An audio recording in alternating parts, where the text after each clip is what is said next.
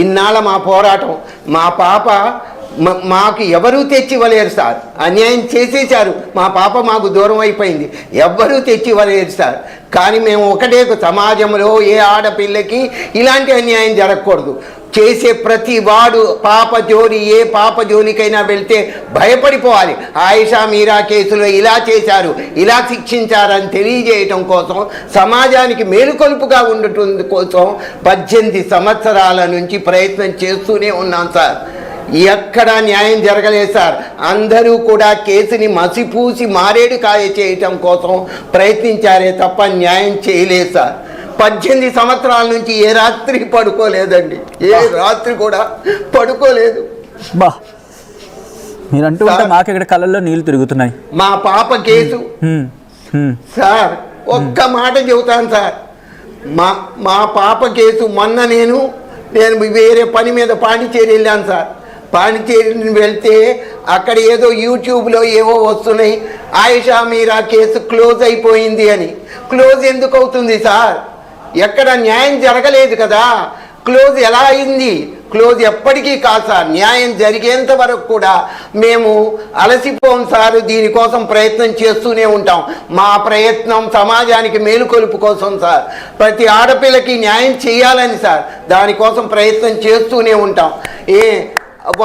ఒక చిన్న హాస్టల్లో జరిగిన దానికి మీ పోరాటం ఇలాగా కంటిన్యూ కావాలి. ఒక్కసారి అధికారులు ఎవరైనా వింటూ ఉంటే,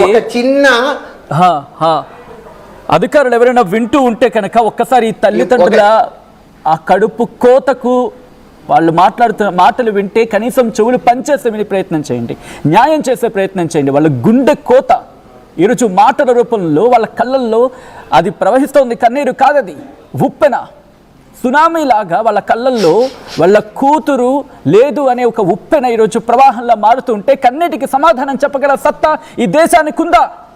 ఆ తల్లిదండ్రులు ప్రశ్నిస్తున్న మాటకు సమాధానం చెప్పగలరా? కన్నీరు చెరువైపోతుంది అక్కడ. 18 ఏళ్ళు గడిచినా ఆ నీరు ఎంకటం లేదు. 18 ఏళ్ళు సమాధానం చెప్పలేని నిస్సత్వ ప్రస్తుతం సమాజం ఎదుర్కొంటోందా? సిబిఐ అంత చేతకంద అయిపోయిందా? వి క్వశ్చన్ సిబిఐ. చచ్చిపోయిందా సిబిఐ? 18 ఏళ్ళు ఒక్కగానొక్క కూతురు కనీ పెంచి అల్లారు ముద్దుగా పెంచుకున్న కూతురు కళ్ళ ముందు రక్తపు మడుగుల్లో చచ్చిపోయింది. మాకు నిజాలు తెలుసు, వినండి వినండి వినండి అని దేశం ముందు కన్నీరు పెట్టుకుంటే ఆన్సర్ దిస్, ఆన్సర్. ఈ కన్నీళ్ళకు సమాధానం చెప్పే ప్రయత్నం చేయండి. ప్రభుత్వాలు ఈ కన్నీళ్ళకు సమాధానం చెప్పే ప్రయత్నం చేయండి. ఒక ఆడబిడ్డకి న్యాయం చేయలేకపోతుంది ఈ దేశం అని చెప్పి 18 ఏళ్ళ ఆ తల్లిదండ్రులే కన్నీరు పెట్టుకుంటే shame, we should shame on CBI. బహుశా మీకు కాస్త మనసు నొప్పించచ్చుగా, కానీ ఆ తల్లిదండ్రుల కడుపు కోతతో పోల్చుకుంటే మీకు ఎంత నొచ్చుకున్నా ఫరక్ నహీ, కుచ్ ఫరక్ నహీ పడతా.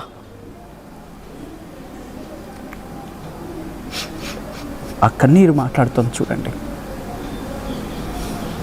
ఇక్బాల్ గారు, ఐఎమ్ వెరీ సారీ, మిమ్మల్ని ఏడిపించిన ఉద్దేశం కాదు. కానీ అక్కడ సార్ చెప్పండి సార్,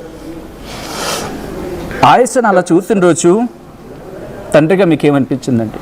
ఎందుకంటే ఏ తల్లి కానీ ఏ తండ్రి కానీ అలా కోరుకోడు అలా చూడాలని చెప్పి. ఆ రోజు ఏంటి మీ పరిస్థితి? ఏముంది సార్, గుండె ఊరికే మెకానికల్గా పనిచేస్తుంది కానీ గుండె ఏనాడో ఆగిపోయింది సార్. మాది గుండె ఏనాడో ఆగిపోయింది. మా పాపని ఏ రోజైతే ఆ రకంగా ఎన్నో ఆశలతో బీఫార్మసీ చదివితే నా స్టూడెంట్స్ అంతా చాలా సహాయం చేస్తాం, పాపకి సపోర్ట్ ఇస్తామంటే ఆ బీఫార్మసీ జాయిన్ చేసి ఆ కాలేజీలో జాయిన్ చేశాను సార్. అలాంటిది మా పాప నాకు దూరం అయిపోయింది సార్. ఎందుకంటే దారుణం ఇంకేముంది సార్, పైపెచ్చు న్యాయం కోసం పోరాడితే అన్యాయం చేసేశారు,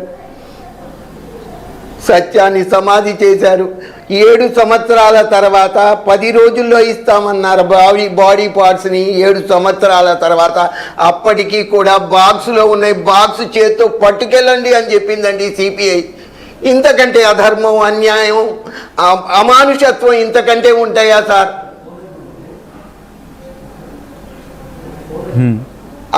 ఆ జడ్జి గారు తల్లి స్త్రీమూర్తి కాబట్టి ఎత్ర నార్యస్తు పూజ్యంతే రమంతే తత్ర దేవతా అనే వేదవాక్కు ఉన్న ఈ భారతదేశంలో ఆవిడ కొంచెం స్పందించి ఏమీ చేయలేని పరిస్థితిలో ఆమె కొంచెం స్పందించి ప్రభుత్వ లాంఛనాలతో మీ పాప బాడీ పార్ట్స్ని మళ్ళీ తిరిగి మీకు అప్పగిస్తాము, అలా ఆర్డర్ వేస్తానని చెప్పింది సార్. సిబిఐ వాళ్ళు ఆధారాలు లేవని చెప్తే కేసు క్లోజ్ చేశారు తప్ప తల్లిదండ్రులు కేసు క్లోజ్ చేయమని అడగలేదు సార్. కేసు క్లోజ్ చేయమని అడగలేదు. న్యాయం జరగాలి. ఇవాళ ఇన్వెస్టిగేషన్ ఆఫీసర్స్ అంతా ఫెయిల్ అయిపోయి ఉండొచ్చు. సమాజం కోసం, సమాజంలోని ప్రజల కోసం ఏ రాజకీయ నాయకులు, ఏ ముఖ్యమంత్రులు, ఏ ప్రధానమంత్రులు పనిచేస్తున్నారో వాళ్ళు నా పాపకి న్యాయం చేయాల్సిన అవసరము, అవకాశము ఇప్పుడు వచ్చింది. వాళ్ళ బాధ్యత సార్. అలాగే ఈ ఆంధ్రప్రదేశ్ ముఖ్యమంత్రి శ్రీ నారా చంద్రబాబు నాయుడు గారు కూడా ఆ రోజు మా పాప మాకు దూరమైన పరిస్థితిలో అపోజిషన్ లీడర్గా ఉండి మా పాప కేసుకి న్యాయం చేయాలనే తపనతో రాజశేఖర రెడ్డితో కూడా విభేదించి మా కోసం పోరాడాడండి. కాకపోతే అప్పుడు ఆయన అధికారంలో లేడు కాబట్టి ఇవాళ అవకాశం వచ్చింది. ఈ అవకాశాన్ని సద్వినియోగపరచుకొని మాకు న్యాయం చేయాలని ఒక sitting judge, retired sitting judge, high court judge చేత జ్యుడిషియల్ ఎంక్వైరీ వేసి ఎవరైతే నా పాప కేసుని నీరుగార్చడానికి ప్రయత్నించారో ఆ ఆఫీసర్స్ అందరినీ కూడా ఇంట్రాగేట్ చేసి రిమైండ్ చేసి ఏం తప్పు చేశారు, ఏమి దాచారు, ఈ రిపోర్ట్లన్నీ నిందితుల్నే సాక్షులుగా ఎందుకు ఏమార్చి ఆ రిపోర్టులతో ఇంతకాలం ప్రజల్ని, సమాజాన్ని, మమ్మల్ని మభ్యపెడుతూ వచ్చారో ఆ నిజాలు నిగ్గు తేల్చాల్సిన అవసరము ఆ ఘడియ వచ్చింది సార్. ఇంకెవరూ మాకు న్యాయం చేయలేరు. చంద్రబాబు నాయుడు గారు మీరు ప్రభుత్వంలో అధికారంలో ఉన్నారు, ఆ రోజు మాకు న్యాయం చేస్తామన్నారు. ఇవాళ న్యాయం చేయండి సార్.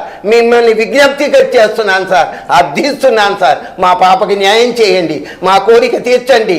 డిసెంబర్ 27వ తారీఖుని ఆయుషా సంస్మరణ దినంగా ప్రకటించండి ప్రభుత్వం తరపున.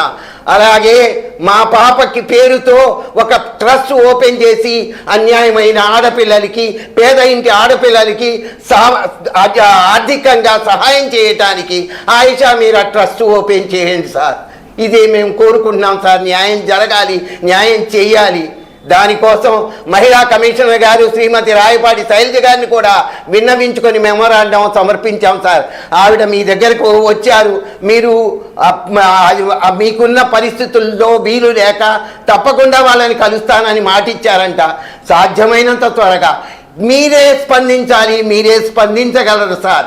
మీరే స్పందించి మాకు న్యాయం చేయాలి. మేము ఏదైతే కోరుకున్నామో, ఏ మాటల్ని మీ ముందుంచుతున్నామో, ఏ విజ్ఞప్తిని మీ చెవులకి అందిస్తున్నామో వాటిని సాకారం చేయవలసిందిగా మిమ్మల్ని మళ్ళీ అర్థిస్తున్నా. మా పాపని సార్ చంద్రబాబు నాయుడు గారు, మా పాపని మీరెవరు కూడా, భగవంతుడు కూడా మా పాపని మాకు తిరిగి తెచ్చివ్వలేరు సార్. మా పాప మాకు దూరం అయిపోయింది, తెచ్చివ్వలేరు. సమాజం కోసం మా పోరాటం, ఉపాధ్యాయ వృత్తిలో ఉన్నాం కాబట్టి ఈ పోరాటం చేస్తున్నాము. మేము మైనారిటీలం, ఆర్థికంగా పేదవాళ్ళం, అయినా సరే పోరాటాన్ని సాగిస్తూనే వచ్చాం 18 ఏళ్ళుగా. ఇవాళ న్యాయం చేయాలి సార్, మీరే చేయాలి సార్. ఈ విజ్ఞప్తిని మీ చెవులకి స్వీకరించి మాకు న్యాయం చేయండి sir. Please sir. Pavan Kalyan గారిని, లోకేష్ గారిని కూడా అర్థిస్తున్నాం సార్. న్యాయం జరగాలి. సమాజం కోసం న్యాయం చేయండి. సమాజంలోని ఆడపిల్లల కోసం న్యాయం చేయండి సార్. Please sir.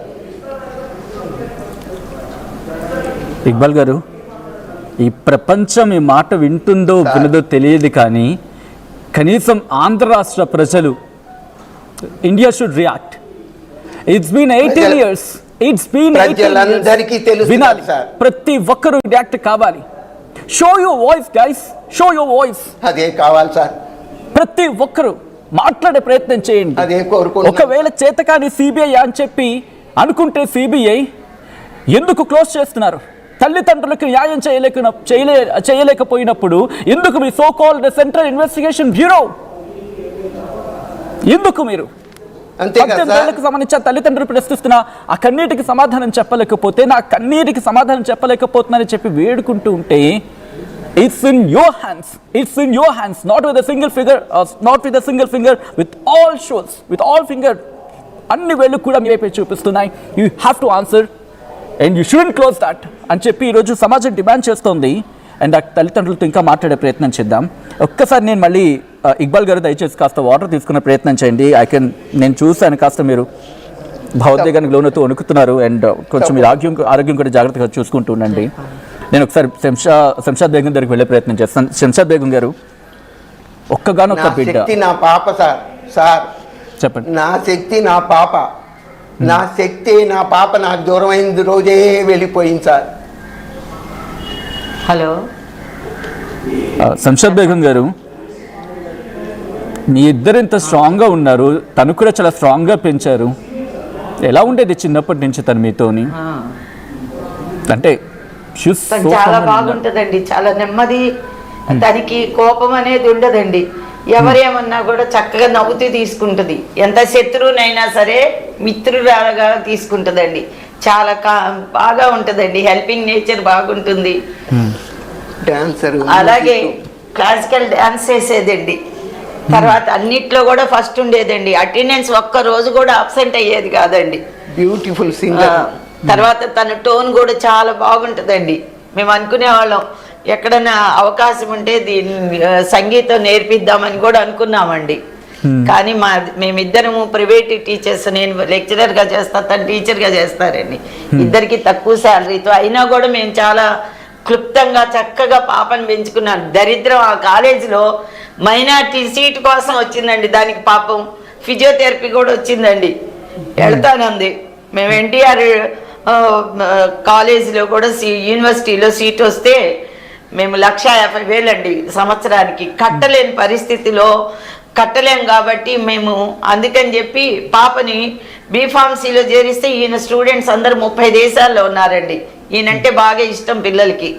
అంకుల్ మీరు పాపని చదివించండి, మేము తీసుకెళ్ళిపోతాం అమెరికా అని చెప్పారండి.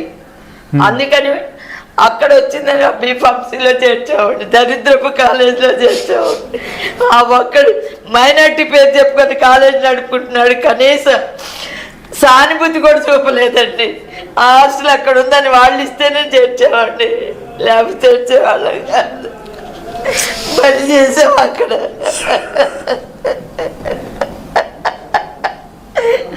అక్కడ కాలేజ్ ఉంది, అది ఇబ్రహీంపట్నం కూడా మాకు తెలియదండి. అలా తెలుసుకొని వెళ్ళి జాయిన్ చేసామండి.